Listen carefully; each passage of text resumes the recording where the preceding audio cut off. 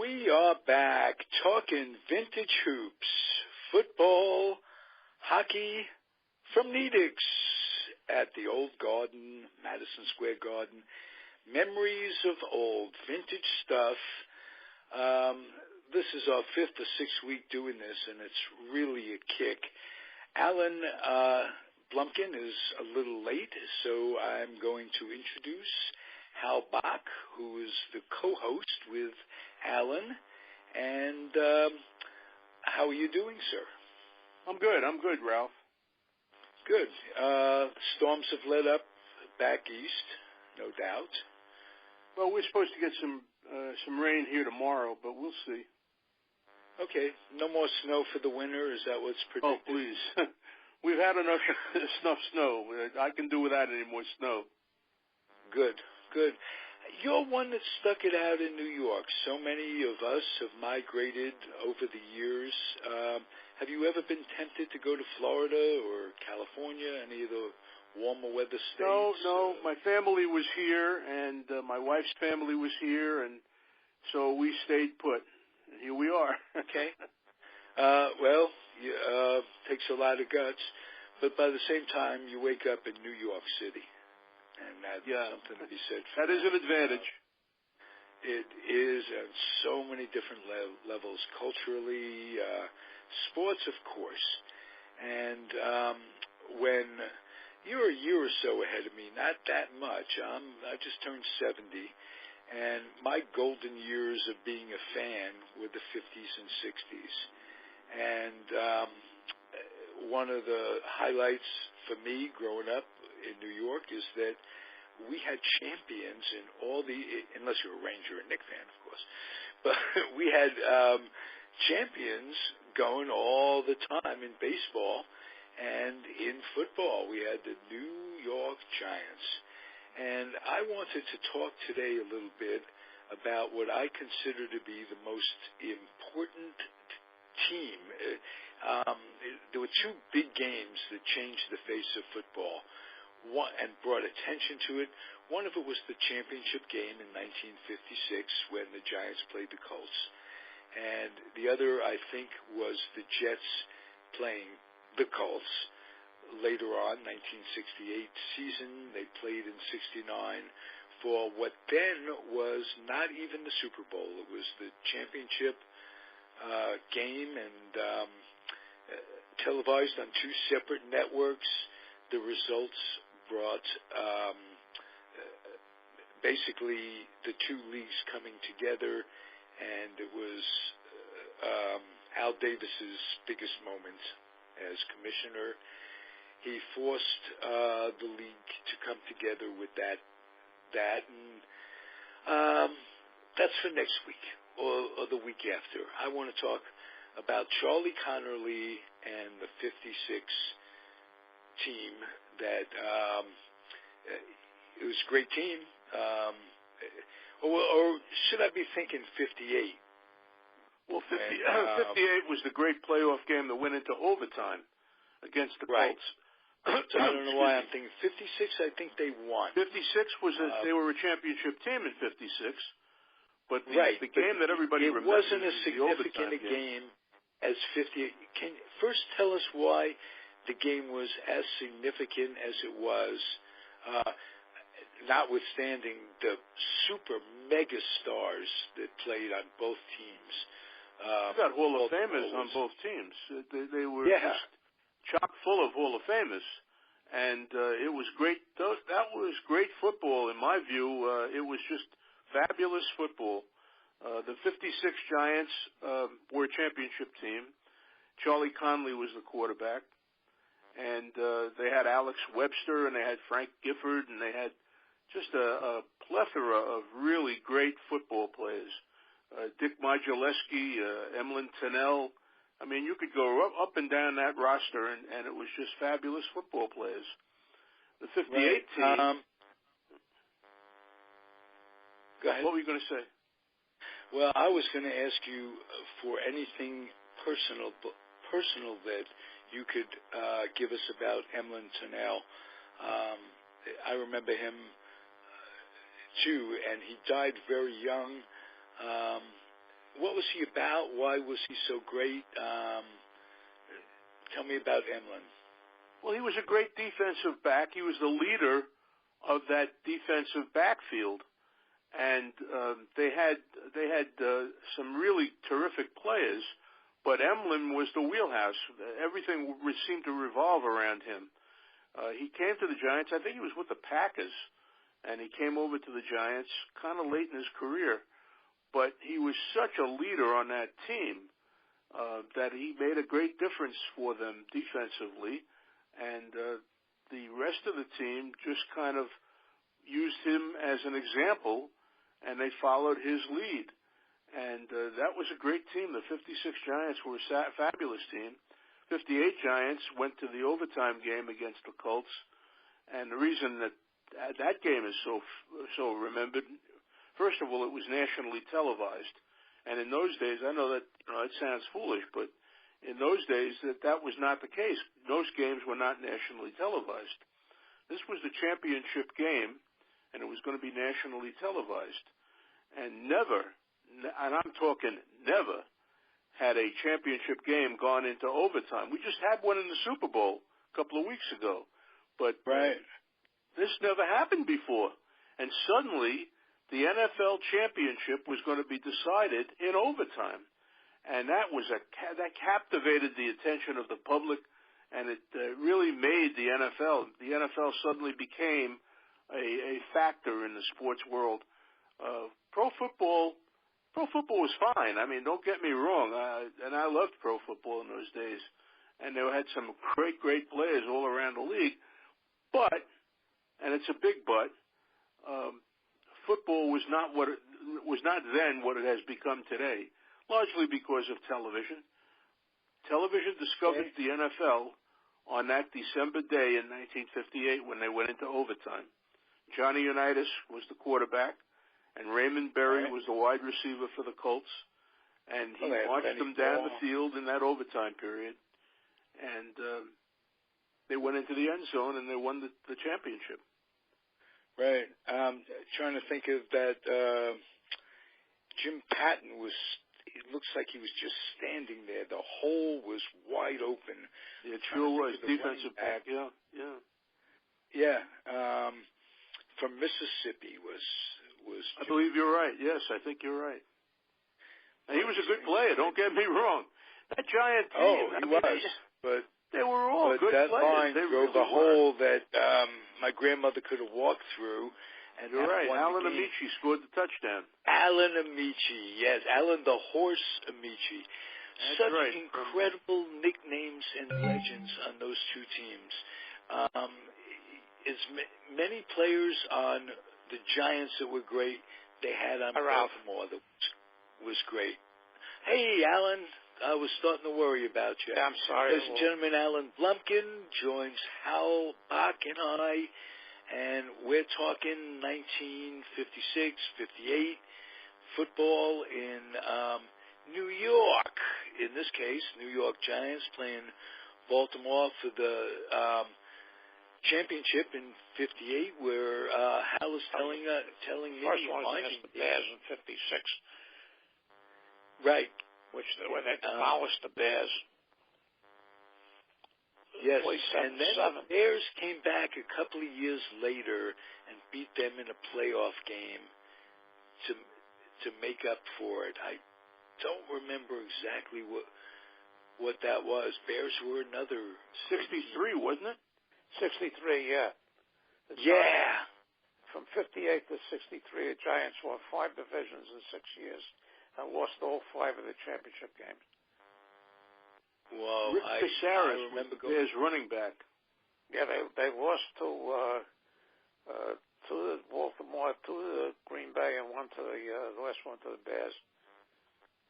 Yeah, those are tough. And you have to remember, Ralph, that in those days, we only had one league. The AFL was born in 1960, but it was an afterthought in the view of pro football. The AFL didn't matter as far as the NFL was concerned. In fact, I covered a meeting, and I learned that the Jets, who were the other team here in New York, would send their releases to the Giants, and the Giants would not even open them, would just send them back undeliverable. They just ignored the Jets. The AF and the war between the leagues really got intense, and that's what led to the Super Bowl eventually, the merger and the Super Bowl. They were hiring players. It was all kinds of stuff was going on, draft choices. It was a very crazy time in pro football here in this, and not only in this town, but in America. Well, some of the AFL owners were multimillionaires. I mean, not like today when you're talking billionaires and what have you. But Harry Wismott didn't have much money. He was the. No. He had a lot of charisma, but that's about it. Right. He had showbiz experience, and he knew how to market stuff. And he was smart enough when he drafted Namath that he drafted Ewart, too. Yes. Wasn't Ewart in Notre Dame. Right. And he backed himself up there quite well. Wasn't afraid to spend big bucks, but he didn't really have big bucks. Well, a lot of owners. The guy who signed Namath and the guy who really trailblazed the big contracts in football was David Sonny Werblin. Sonny Werblin was a showman. He took over. He took over in 1963 because he owned them the last year they were in the Polo Grounds. He was Donald Trump before Donald Trump. He was a Broadway showman. And he knew the value of a big contract because people would pay attention. So he paid Joe Namath, a rookie out of Alabama, $425,000, which was unheard of in those days. $425,000 today is tip money, but in those days that was an enormous contract to give a rookie. And Namath came through for them. He became a centerpiece of the AFL, and eventually that Super Bowl victory against the Colts, which really made the league. Namath had more than his skills on the field. He had that New York, Walt Frazier, Clyde type charisma. Swagger. Right? The Giants, because after 1960, Allie Sherman took over, and after 1963, they went into the sewer. I mean, they went from participating in a championship game to a 2-10-2 record in 1964, and the epitome of that team was Wyatt Tittle, leaning on his knees after getting blasted by a Steeler lineman named John Baker. That picture of Tittle was very famous. He's on one knee. Blood running down his head, right? Yeah, blood running down. Right. And that was it. That is almost as famous as the Sam Huff, Jimmy Brown picture. When what happened? The headline in Sports Illustrated. What was the headline? It just. Well, the TV feature was The Violent World of Sam Huff. Violent World of Sam Huff, right. Right. And what happened was through 1958, Jim Lee Howell was the head coach.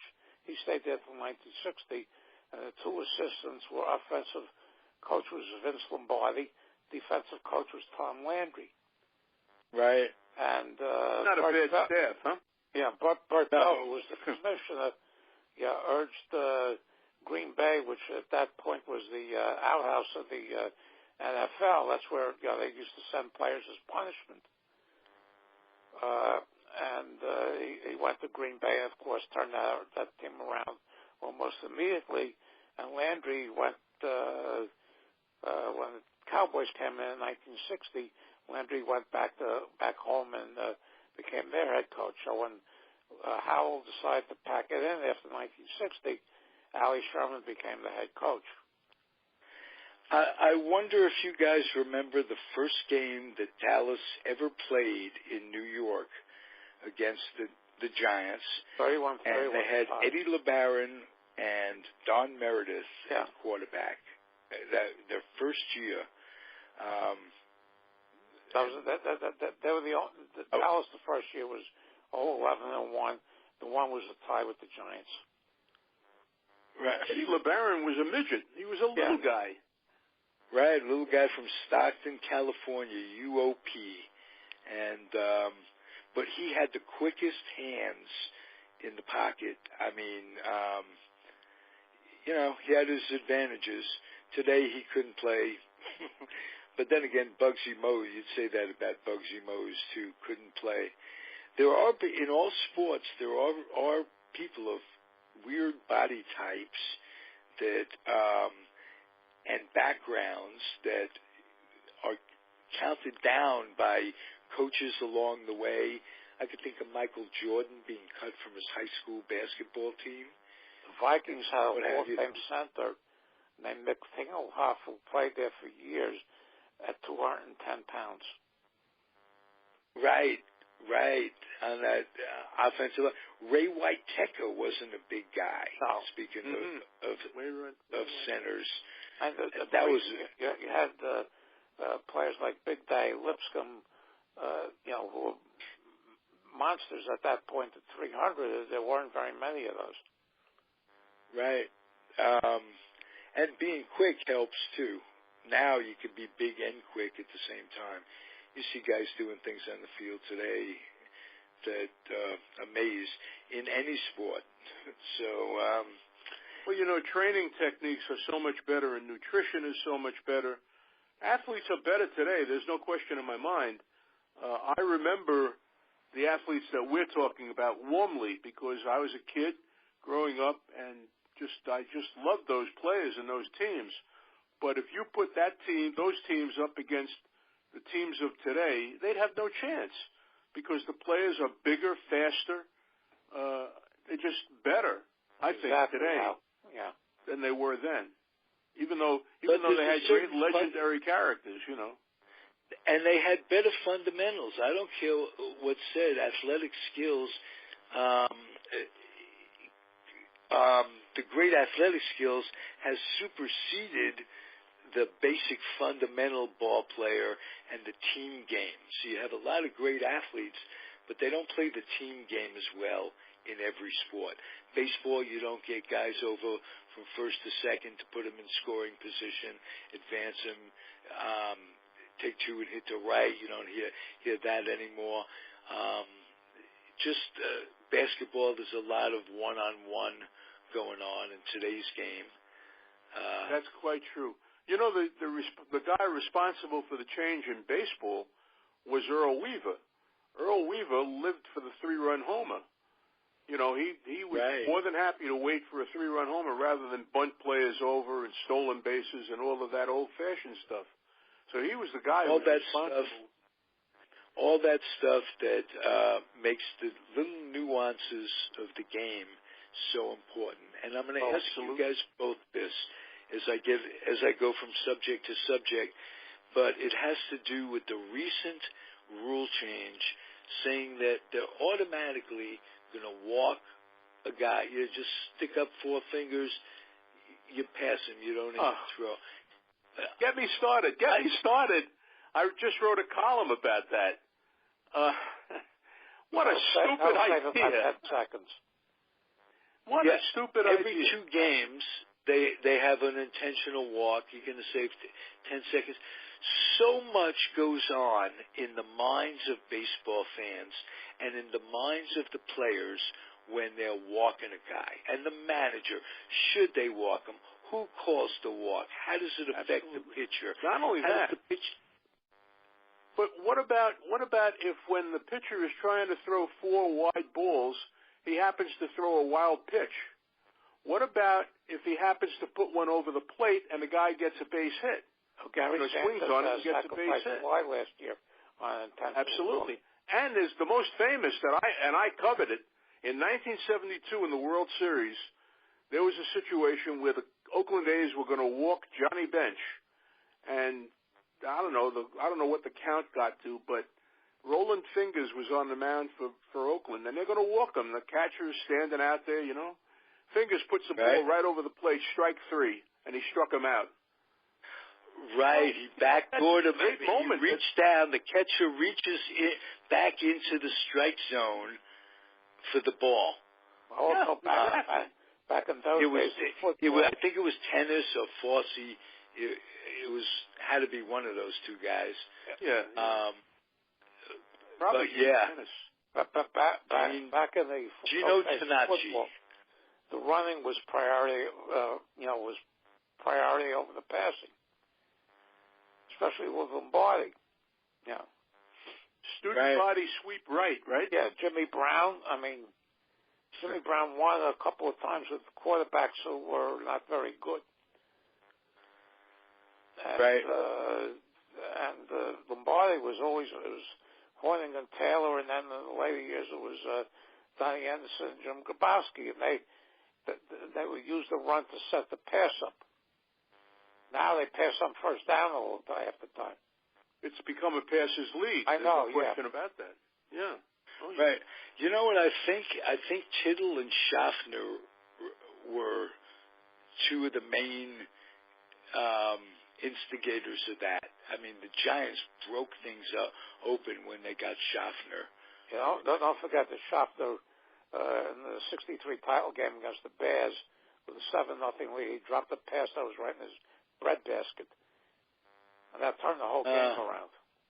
Well, there's all kinds of instances like that. Jackie Smith with the Dallas Cowboys dropped a touchdown pass in the Super Bowl that could have put a game away, and it wound up going the other way. And I think Pittsburgh beat the Dallas Cowboys in that game. Yeah, one of the things that there were turning points. Yeah, one of the things that I think the best team that they had in the early '60s was the '62 team, which went 12-2, and they had to play Green Bay. I remember I went with a few friends out to Philly to watch this on TV because it was blacked out here. And the game was played in about 0 degrees with a 40-mile-an-hour wind. The Giants lost the game to Green Bay 16-7, and the one score the Giants came up with in that game was on a block punt. They couldn't throw the ball into that wind. It was just brutal. Right. I don't know if you remember. Tell me about Charlie Connerly, guys. Charlie Connerly was gone at this point. It was Tittle at that point.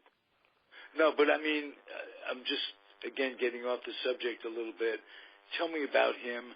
Was he a great quarterback, or was he... No, he was a very good quarterback. He was very good, but that Giant team, I think they relied more on guys like Gifford and Webster than they did on Charlie Conley. Charlie Conley, number 42, I remember. And he was one of my favorite players because he was always in the play. You know, he was always there for you.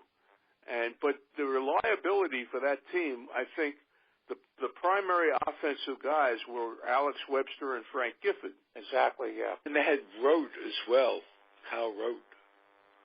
Yes, Kyle Rote, that's right. Kyle Rote was a running back, and they turned him into a receiver.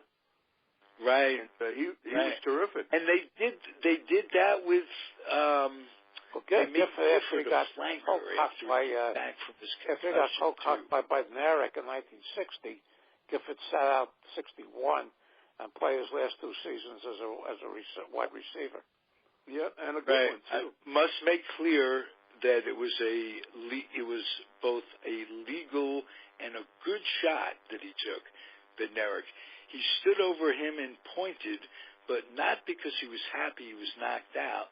He was happy, Bednarik was, that he had made the play, and it meant so much. That play meant a lot to Philadelphia. That was, but it was close. Second year at Green Bay, and the Eagles beat Green Bay in the championship game, which was the last title the Eagles have won. 60. And that was the only playoff game that Lombardi ever lost. Oh, wow. That's interesting. That is very interesting. Now that team had a quarterback that was from the same old school Charlie Connerly was. That was a Norm Van Brocklin team. Sure. He was great. He was great passer. He wouldn't run. Is that it? Okay. Yeah. And Detroit won 3 championships. Bobby Lane.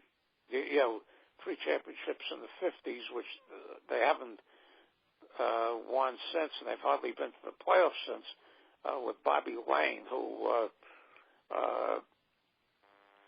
was not a very pretty passer, but he got the job done most of the time. Right. Rarely You reminded me of Stabler. Yeah. Bobby He came Lane. to Pittsburgh, and when I was at the Pit, and we used to go to this bar named that restaurant that was owned by the old ball player Frankie Gustine, and Lane used to reserve the back room all the time. And well, you know what's interesting, John Henry Johnson was your running back at that time. Now, I love that guy. From collecting football cards, he had a great card and obviously a great name for football. I thought he was terrific. Turns out when I settled in Northern California, he grew up really close. I think it was Pittsburgh, California that he was in. They had the 49ers had Tittle with Hugh McElhaney. R.C. Owens. Harry, but they never won. Oh, R.C. Owens. And who's the guy? Alley Oop. R.C. Owens. That was R.C. Owens. That's right. Yeah. I thought he was named after a soda. No. But you had a lot of this guy would run into the end zone and just jump he had Johnny Green jumping ability. You had a lot when I was a kid, those years that you only played 6 or 7 years because they were getting paid so little that they could make more money on the outside. When I was a kid, my hero, one of my heroes, was a running back for the Rams named Deacon Dan Towler. Oh, yeah. And I got to meet him later on in my life when I was working in the newspaper business, and he was helping the AP as a stringer. And boy, it was one of the thrills of my life to sit down at a table with Deacon Dan Towler, because this was a guy who I idolized as a kid growing up. You remember meeting those guys that you idolized as kids more so, I'm sure, when you look back, than the guys you covered as a professional. Oh, that's quite true. Oh, that's 100% true. Yeah. Late in my career, I had never had occasion to interview Willie Mays. Never, okay? Now, late in my career, that occasion came along. And now I've been doing this for a long time, and I was nervous about talking to Willie Mays. And it was a great experience, great interview, but I remember feeling like a kid in his presence, because this was a great player, perhaps the greatest ball player I ever saw, probably the best ball player I ever saw. He was my hero as a kid, baseball hero. And here I am talking to him, interviewing him for a story. And it was really nerve-wracking on my part, because this was my hero, So I don't know that that's the case today. I mean, with writers today, I don't know that they have heroes, So much has changed in sports. The one time that I was able to do that was in 1985. I was able to interview Dick Grote for about 4 hours, because he does the University of Pittsburgh basketball games. So I approached them at Seton Hall through a friend of mine. I was out there to see them play Seton Hall, and they were coming in a few weeks later to play St. John's. So he agreed to it. In the interim, I brought some stuff. He was doing a card show in New York, so I brought some stuff for him to sign. And I didn't ask him for an interview, for autographs or anything. I talked to him for 4 hours. I was shaking in my boots for about the first 45 minutes. But he's the nicest guy in the world. Yeah. And what clinched it was I opened it by throwing out a lot of names from the 52 Pirates that he said to me. He says, "How do you know that?" I said, "I've heard some of these names in 30 years." That broke the ice, and it turned out to be, and I was able to turn that interview into a couple of presentations at SABR meetings, which got me accustomed to public speaking. The first time I did it, I thought I was going to die, but people came up and liked it, so when I took it out to the National at Oakland, it became relatively easy for me. Nice. I never felt nervous about doing that after that. Yeah, you figure if you do that one, you do anything. Do you ever, Hal, do you ever talk to Yogi? Oh, yeah, quite a bit, sure. Yogi was wonderful. I mean, I was fortunate enough, by an accident of fate, to be in the clubhouse when Yogi Berra was managing the Mets, and he's looking at the newspaper, and he looks up to about 3 or 4 writers, including me, and he says there were like 5 games out with 3 to play or something like that. Or 8 to play, and he said, "It ain't over till it's over." And I thought, oh my God, what a great quote! And I ran upstairs and used it. I'm going to tell you one of those writers that was in your presence. He was Mike Dyer. Sure. Do you remember? I remember Mike. At that moment, because he tells that story as well, being right there. So that's a cool story, Hal. There was a lot of listen. This is a fun business to be in, and it's one of the reasons I went into this business. I wanted to have fun, and boy, it paid off. It really did. I've had a great career and a lot of fun doing all the things that I've done. You never really feel like you're working, do you?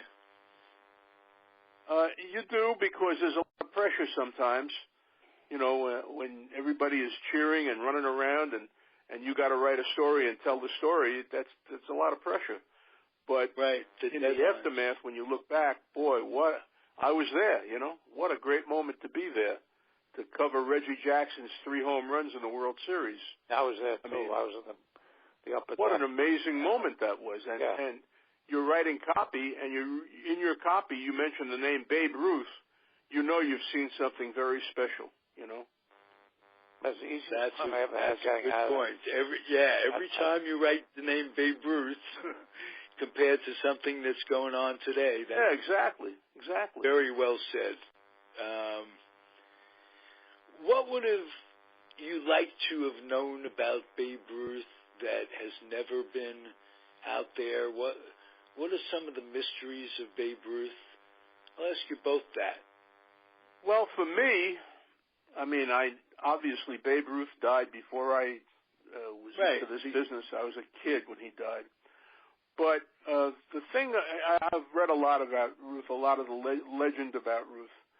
And if there's any mystery involved, it's the mystery of how he became an outfielder instead of a pitcher. He was a great pitcher for the Red Sox. He had World Series records for the Red Sox. But they converted him to an outfielder, I guess because he's such a good hitter. Great exactly, hitter. Barrow at Barrow, when who later was ran the Yankees, was running the Red Sox at that point. And Ruth would love to have sat in on the conversation when they said, by the way, you're not going to be a pitcher anymore. You're going to be an outfielder. Yeah, that had to be. He must have loved that too, because he was sold to the Yankees, and that was the rest, of course, is history. Sure. Now, Alan Blumkin is not arguably. You could be one of the 5 best trivia champions in the world, and you have championships, SABR. I have a number of championships, and then my SABR days playing. Okay, so I'm not overstating your ability. I started in '87, and I finished. I'm sure you will know. And I wrote a few of the Nationals. I wrote a few of them. Yeah, so I won 5 times. So you'll know this one. 5 teams in 2 weeks. I don't like to brag on that. Something I like to brag for you because ego trumps modesty, Al, and you got it. So don't be that modest. You really got the goods. It ain't bragging if you done it. Somebody once said. But that money that Babe Ruth was when he was sold to the Yankees, what did that money go for? I know the answer to that. Not this. Correct. It did I not heard go that. for no Nanette. Yeah, you both got it right. A couple of other productions that he did, and they also the Yankees also took a mortgage out on Fenway Park as part of that transaction. Right. And my famous trivia question when I first met Al, I knew he was a Pirate fan, and he just kind of everybody knows that. When Kubek got hit in the throat, Hal Bock, who did the Yankees put in to replace him at shortstop? Wow. I have an answer for you. Third base, I don't know. I really don't remember. Yeah, your old buddy Joe DeMaestri.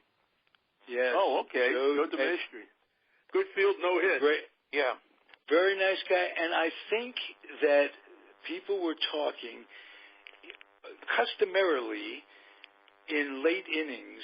Yogi had been playing left field on those Yankee teams, and customarily he'd put DeMaestri in late innings, move Kubek, who DeMaestri was a terrific shortstop defensively.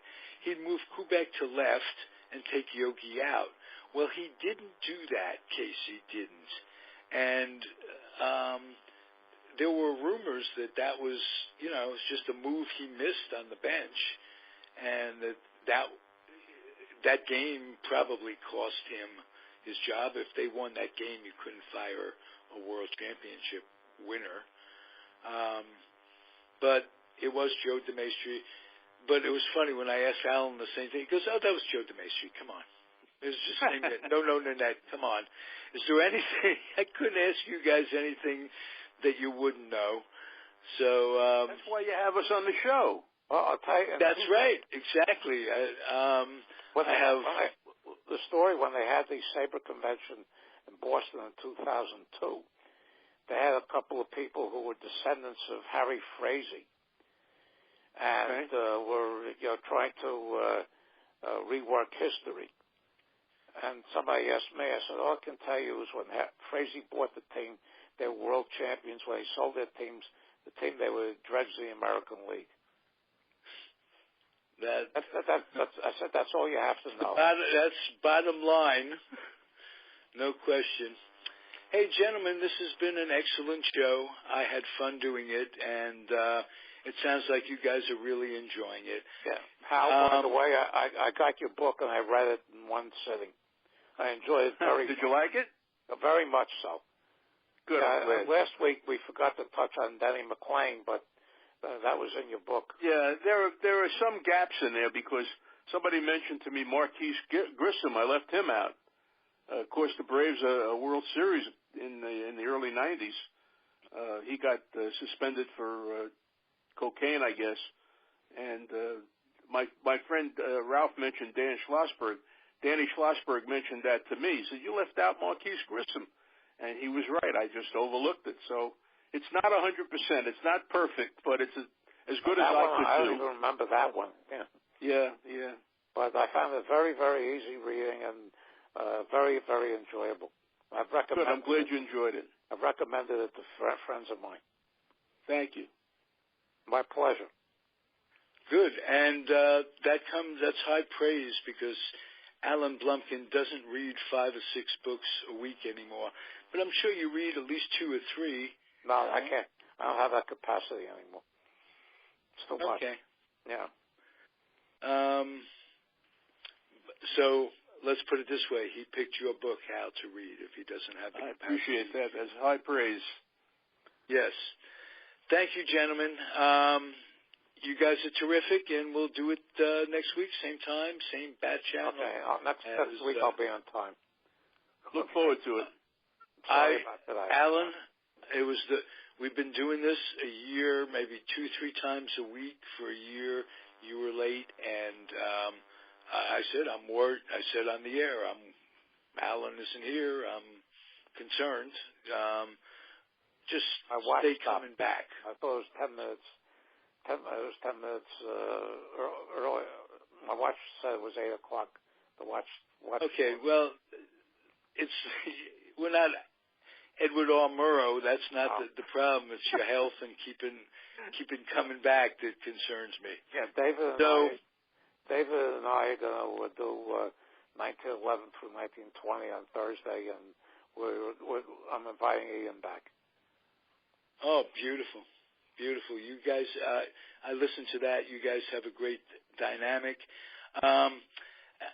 David has expressed an interest in coming every now and again and doing this show. I wonder if we can get flexible. I'm a little producing for the station right on the air, and if you wouldn't every once in a while, instead of doing this show, come back and do the Met show with Marty Rose and I. I'm happy to do whatever you need, Ralph. You know that. Oh, beautiful. Just let me know when you need me. That would be interesting, and just doing the different shows and getting different perspectives. And you covered the '63 Mets, if my memory serves. Did you not? No, I did not cover the '63. I mean, I was a fan and I knew what was going on. But I didn't start covering them until like '68 or so. Oh, okay. Well, that's still very early. You have to remember our demographics are deceased. So if you think about it, so the few of us left that remember this stuff are very grateful to us for staying around long enough to pass this stuff on. It's posterity, and I'm so grateful that you guys contribute to it. And for those Ralph, of you out there, what you guys' opinion on this? I answered a post on Wayne's Weighted Donuts site. I called Tim Tebow the Kim Kardashian of the sports world. Okay. I'd like to know what you guys think of that one. Well, I happened to see a long clip of him being interviewed and him in the batting cage. He's got a quick swing. He's got a nice stroke, and he's incredibly articulate. And I know he wears his religion on his sleeve, and nobody is more appalled by that in life than I am. But I'd say at this point, I know why the Mets did it, because they'll fill the seats in spring training. People will come out to watch him. If he plays in A-ball, which minor league has become a big business, they'll put some seats in their affiliates' pockets and some bucks in their affiliate pockets. I know why it's done. It's become show business in a way. But that's a great line, Alan. Thank you. Okay. So we'll see you guys next week. And to all you guys out there and women, thank you for listening, and keep on keeping on. Hey, good Adios, night. everybody. Good night, everybody. Good night. Bye-bye. Good night.